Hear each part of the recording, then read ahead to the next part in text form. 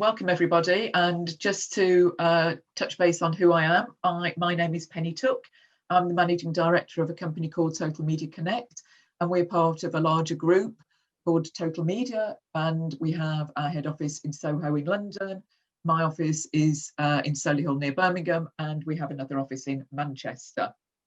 And hopefully you've had a chance to look at our website and get a little bit of a feel about what we're all about. So without further ado, what do we do?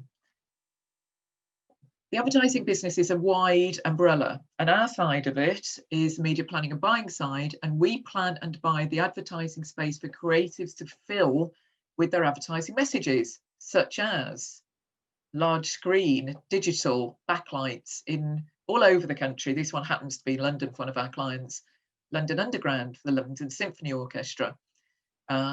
BritBox on mobile. This happened to be for a particular NHS particular client, and that was a skin on a website. This was for Instagram for one of our clients called Geeters. Then we have very large formats, and then we have special builds. This was actually a special build poster board which had real naked bars in, which people were allowed to come up and take away with them. It won an advertising award for innovation, and just that one board, which obviously cost a little bit, promoted the client and boosted the client's sales enormously because of the PR it generated on the back of it. And hopefully most of you will have heard of Elton John, and this is part of a campaign that we launched last year for the launch of his autobiography, and was part of a wider campaign that included digital and buses and very large screens across major cities. So basically we fill the holes, and we cover all advertising platforms. We buy advertising space in TV, video on demand, VOD, which is really catch-up TV. So if you're watching Love Island on your laptop at a different time, that's catch-up TV. And we place the ads that you might see in those on ITV, on Channel 4, on Sky, for example. Not on the BBC, they don't take advertising. Not on Netflix, they don't take advertising. We buy advertising space in press and any kind of magazine you can think of. Radio, cinema, and any kind of out-of-home poster. Years and years ago, I used to present a picture of a poster that was painted on the side of a cow in a field. So literally anything is up for game, but especially online these days. So what do? Google, AdWords, pay-per-click, PPC, programmatic. The programmatic side is just a function of getting advertising out lots and lots and lots of websites to the right target audience. It's done by incredibly clever algorithms and computers, and it's done in a nanosecond. And we do paid for social media, whether that's on Twitter, Facebook, Instagram, TikTok, you name it, we buy advertising space there. We use influencer marketing. So we pay influencers, whether they're on Instagram, Facebook, to promote our brands. We buy advertising across mobile. So if you've got your mobiles, I should imagine virtually all of you've got them. We place advertising in mobiles, and it's the largest share of display advertising, way beats laptop and desktop. And in terms of video, we place videos, obviously including YouTube. But not only that, we advise clients on what they're putting into the ads. So A/B testing, what that means is, does this message work better or does that message work better? And we can advise that based on the research and the planning that we do. We can advise on actually the content that goes into your advertising, into your posters.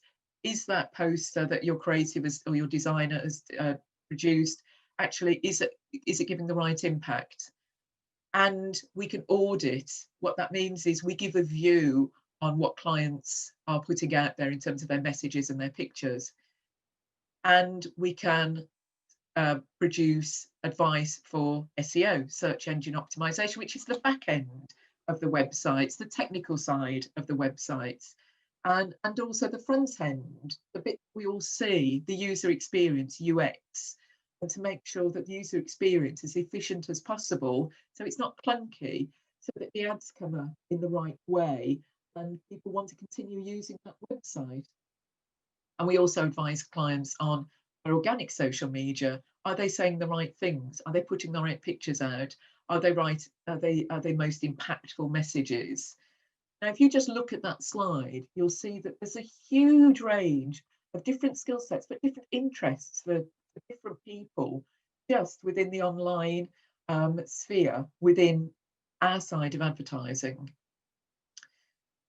So, in a nutshell, what is media planning? So it's the process of selecting the optimal combination of media channels to advertise a marketing message to a specific target audience, whether that's 16 to 24s, whether it's mums with babies, whether it's older people, whether it's people who are retired, whether it's businessmen, whether it's people who are buying BMWs.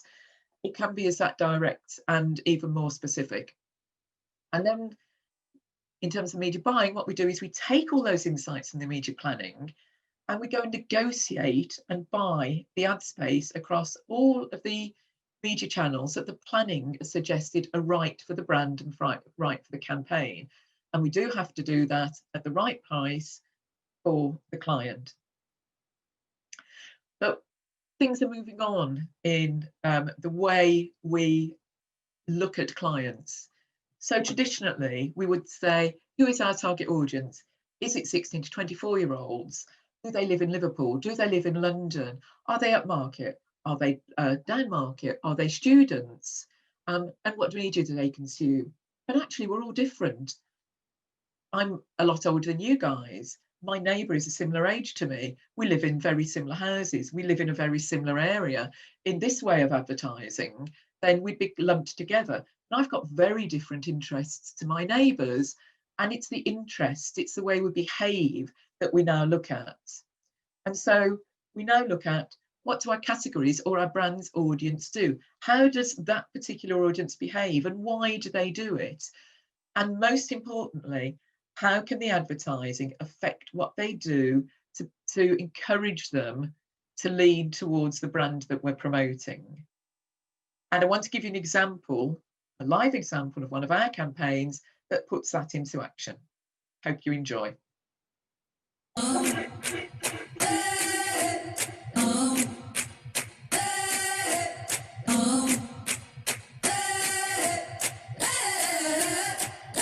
Southeast Asia's leading energy drink brand Carabao tasked us to establish and drive awareness in the UK. We jumped at the chance to bring behavioural insight and strategic thinking to the table and disrupt the industry.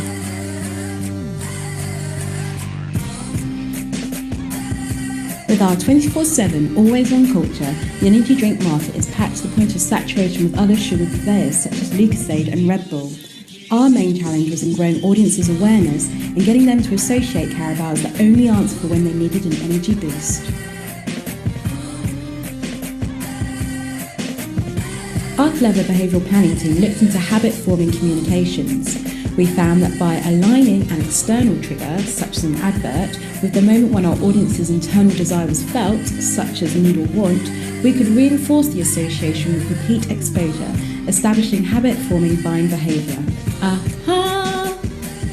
Additionally, our research found that consumers are open to trying new brands just after completing challenges such as moving home or having a baby.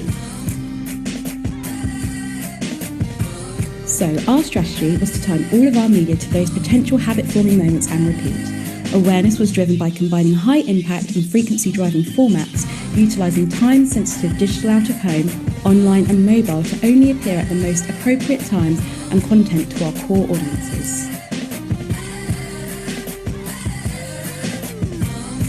In just a few months, using a mixture of habit-forming, high-impact and frequency media, we've completely re-energised Carabao's brand and grown awareness to 21% versus industry benchmarks on an average of just 4%. This puts Carabao's success in the top 1% of all advertising campaign launches.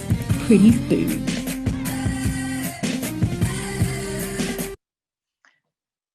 hopefully that gave a flavour of the kind of thing we do, and hopefully you were able to see some of the media channels that we use there. Lots of outdoor, but loads of online.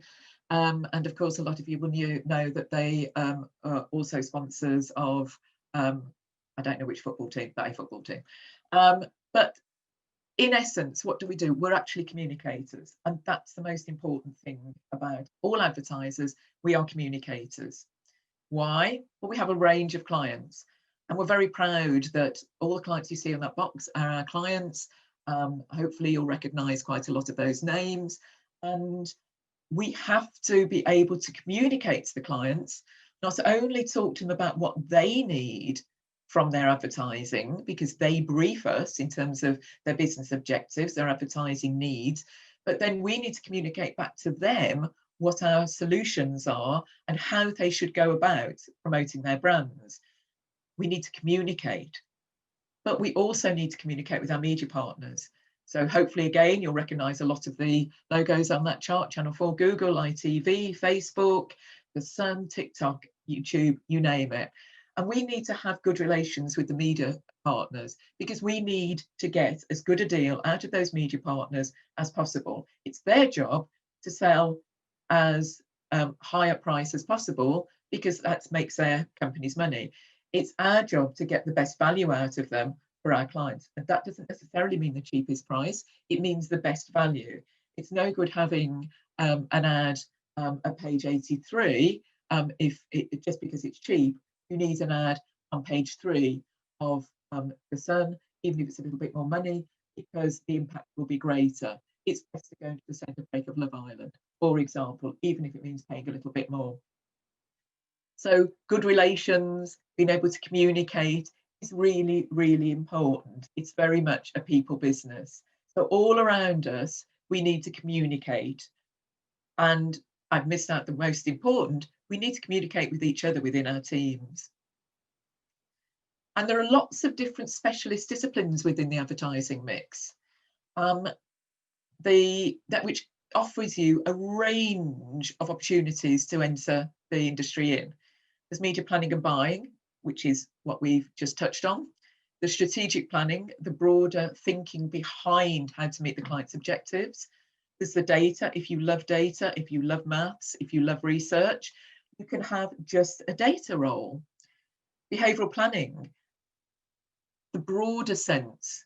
It's slightly different to strategic planning. It goes beyond. And yes, here we do have specialisms. Yes, we do employ graduates in psychology in our behavioural planning unit. So there are specialisms that do come into the mix that do require specialist degrees.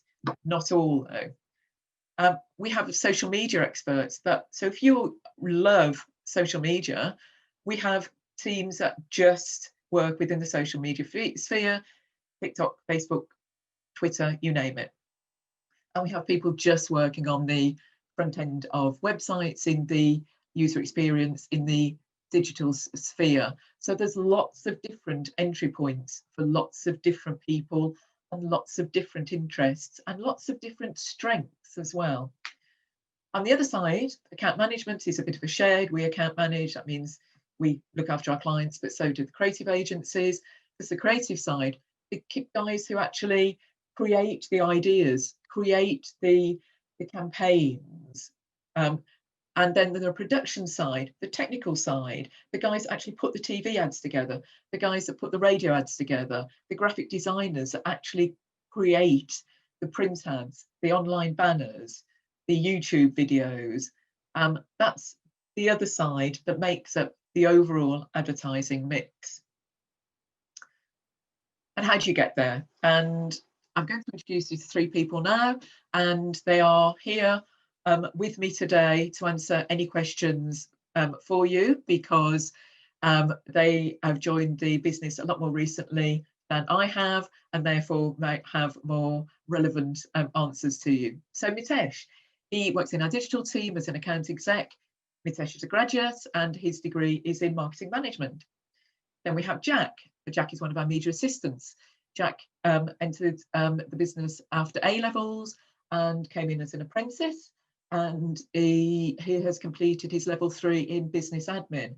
with distinction, I have to add.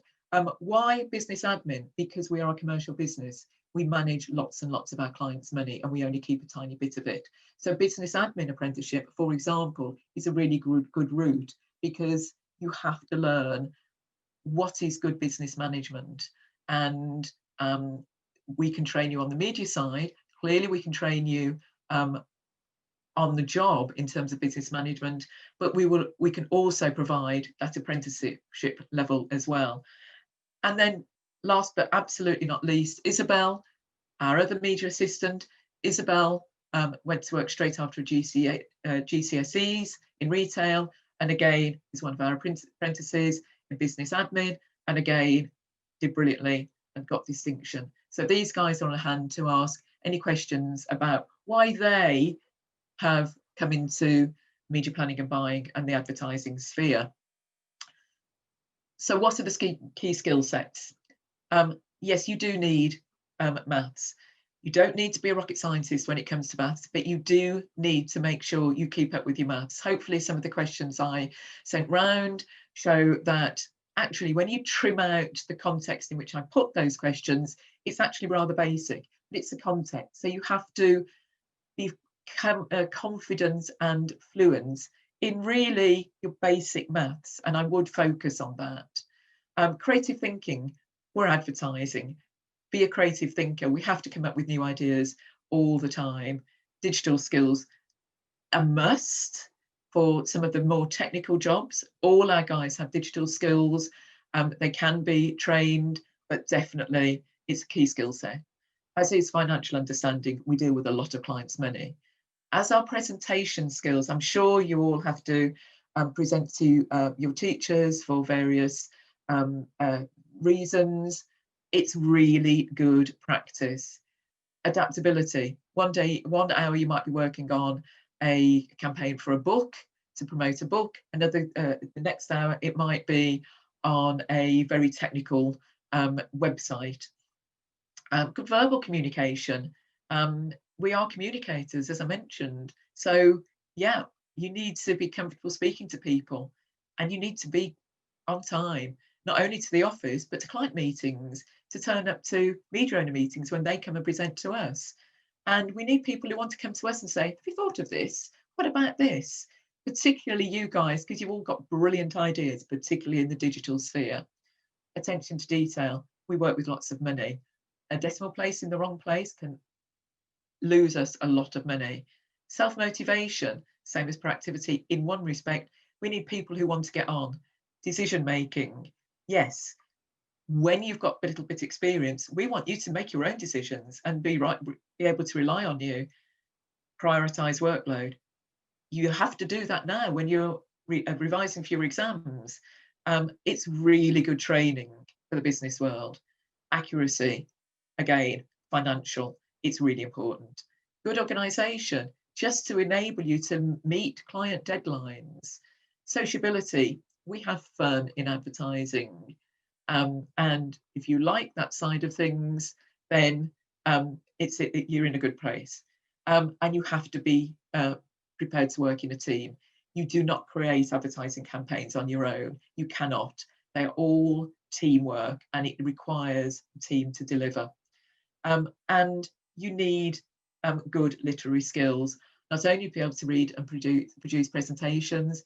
We have 26 book publishers. You need to be able to talk to them on their level. So those are the key skill sets.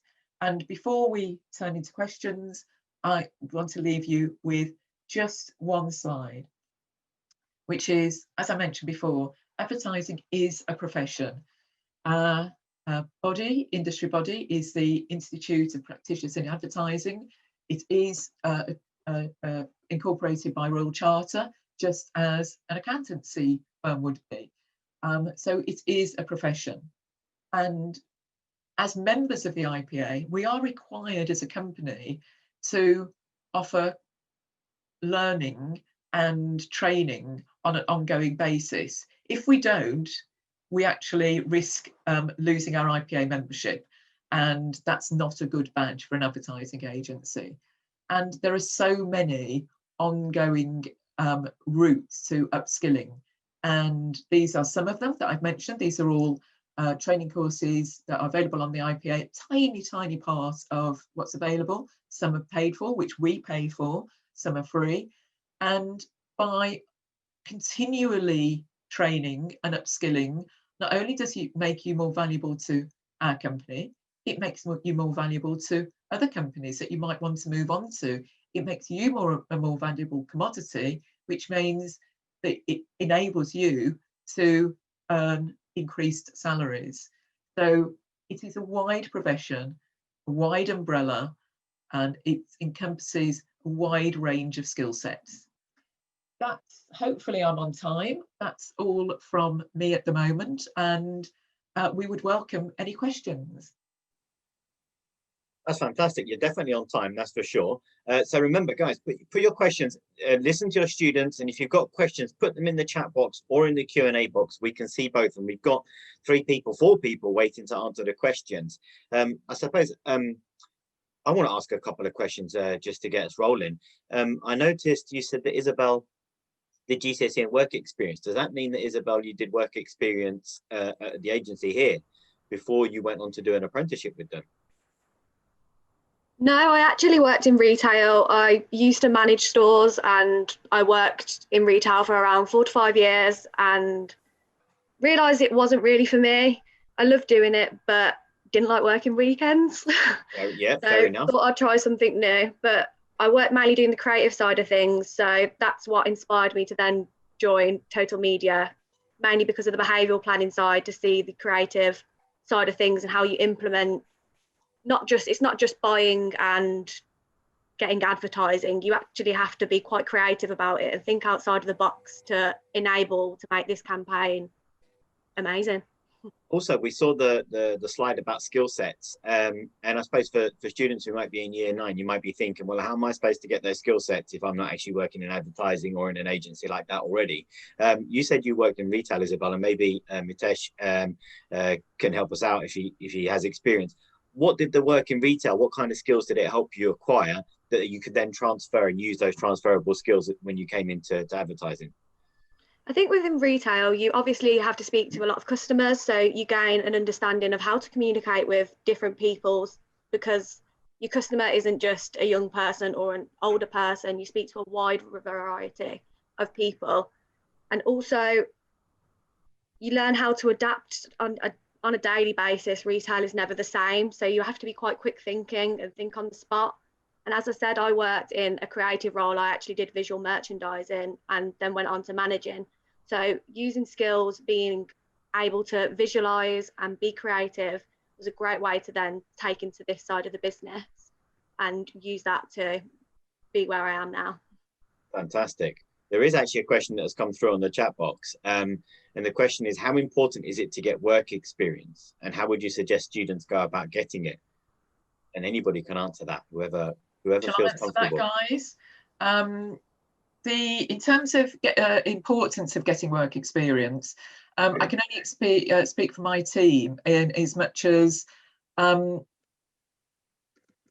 wouldn't say it's fundamental that you get work experience in an agency of such as ours. Some agencies might differ in that, but I wouldn't demand that. I would say that any kind of work experience that you guys can get, whether it's your week out from school, which I think some schools do, or in school holidays, or whichever way you do it, is useful, because it's about being in a working environment, and it's very, very different. And it's about the discipline about being in a working environment. And that's what Isabel brought from her previous role into our role. So I wouldn't say you have to have a work experience in media, not for our company. That wouldn't be obligatory at all. I can't speak for all advertising agencies, but also I know agencies will be happy to, a lot of agencies, obviously it's down to the individuals, happy to give the odd week's work experience for people. There is also a scheme run by the IPA which partners schools up with agencies and does an advertising week. It's on this chart below. It's called Advertising Unlocked. If anybody wants to find out more about it, that's the link. And the IPA partners up schools with advertising agencies who are happy to take part. Obviously, it's not happened this year because we actually bring students into the agency. And obviously, for obvious reasons, we haven't been able to do that this year.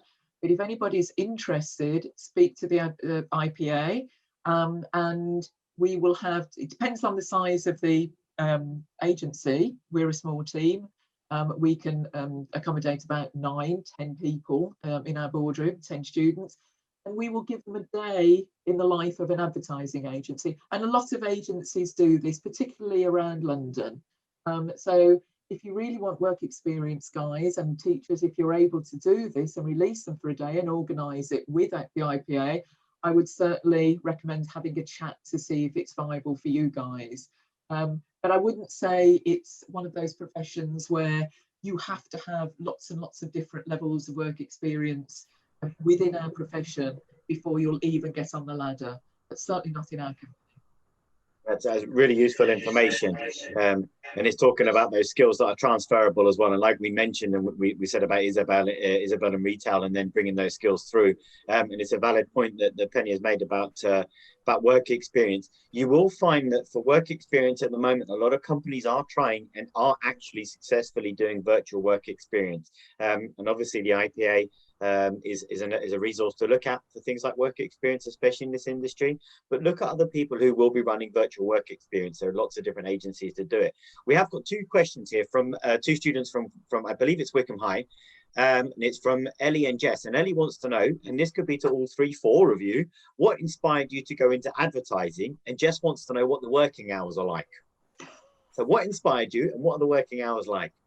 Go on, you guys. One of you, Jack? Yeah, I'll go. So what inspired me to get into advertising, it's just the fact that the roles really varied. So one day you could be working mainly on finance and maths, and that was sort of what inspired me, the main reason why I got into advertising, as maths was one of my strong points. But then producing documents, speaking to a bunch of like suppliers, clients, it's really good at building personal relationships with a bunch of different people. So it's quite nice that throughout the day you can speak to 10, 20, 30 different people. And it's quite nice to have that social environment of the job. And yeah, that was like sort of my main reasons to get into advertising, was just how sociable the role is, and just nice to speak to so many people in the industry. And the working hours are typical 9 till 5:30, and there's nothing surprising about the working hours. It's just sort of a regular role, to be honest. Yeah, so that's more. I'm going to dip in on that just to tell you guys don't worry, these guys do work a 9 to 5:30-ish day. Obviously, the more senior you get, that might be more flexible. We've just done an international pitch. 2 of my guys did an international pitch with an international agency, and they were rehearsing the pitch, which happens on Monday virtually across 3 different countries, and they did the rehearsal on Sunday. But that's a long way ahead because they were all directors of the company. So, but then they found it fun because they were working with 3 or 4 different countries, and that in itself is interesting. Working pan-European, so there's those kind of opportunities as well. Brilliant. And so, can I ask Natasha as well, what inspired you to go into advertising? I think I've always been interested in marketing as a whole. And advertising is a part of marketing. I've just been interested in the way that companies sell products to consumers and how they go about planning their advertising. And then when I went to university, I I gained a lot more of an understanding of how advertising differs from other parts of marketing. And I thought it was a really creative side to it. I learned a lot about media planning as well. So which essentially made me apply for this job when I found out about it. So I think just my own experiences and also just learning about what advertising and media planning could be made me apply for the job. Brilliant. We've got a question from, I'm going to attempt to pronounce your name correctly. Is it Pratika from Wickham High School? She's year 9. Tasty question, this one. What sort of salary is to be expected from work in advertising? I better cover on this. I think probably best, Penny. It varies quite significantly depending on the role. It varies whether you're in central London or out of London, but that's not unusual. Starter salaries, whether you come in as a graduate or as an apprentice, can be different for the obvious reasons. But you'll start relatively low. A graduate, you will start in the low 20s, but you can improve on that relatively quickly. It's not like the health service or the civil service where the gradings as such, because it's down to how much you put into that job and how much you deliver. So it's not you're not going to earn hundreds of thousands of pounds as a junior. But it is known to be a relatively well-paid industry. That's good to hear. Okay, and remember as well, with for those students that are out there, when you are looking at apprenticeships, you will be earning whilst you're learning. And it may not be the highest salary in the world, but it is a starting point. It is somewhere to start. And in any career, you will always start low, and the more experience you get, the higher you go, and the older you get, the more your salary will increase. But it's also important to remember to enjoy the job as well. If you enjoy what you're doing and if you love it, you'll enjoy it, and then the money will come. I can assure you. It's not don't always start out looking at what's the best salary that I can get now, because there's always steps to take. Look at what you enjoy now, and I'm sure Mitesh, Jack, and Isabel enjoy what they're doing. They may not be the highest paid in the world, but they'll get there eventually. So we have to endorse that totally. I think particularly if you're starting out, and not all of us can enjoy all of the jobs all of the time, which is why you try something when you're younger and you move on, or you don't move on. And not all aspects of any kind of job will be enjoyable. That's just life, as it is with school. You don't enjoy all of your subjects. But I would absolutely endorse that you don't look at the money first, because it is, if you enjoy the job, if you get involved in it, that is the recipe for success. Perfect. Right, that brings us to the end of the session. Unfortunately, it's 10:48. We've gone over slightly, but hopefully everybody's enjoyed that. Some great questions. Obviously, thank you to Penny for coming along and presenting and delivering that lesson, and thank you to Isabel, Jack, and Mitesh as well for being on hand and sharing your experiences. This will be really valuable for those young people wondering what to do in the future and whether advertising is for them and where the media is for them. So thank you very much to all of you guys, and thank you to the students that have come along, that have listened, that have asked questions, that have taken part. It's fantastic. This is what this week is all about. So thank you very much to everybody, and I hope everybody has a good afternoon. Thank you. You're welcome.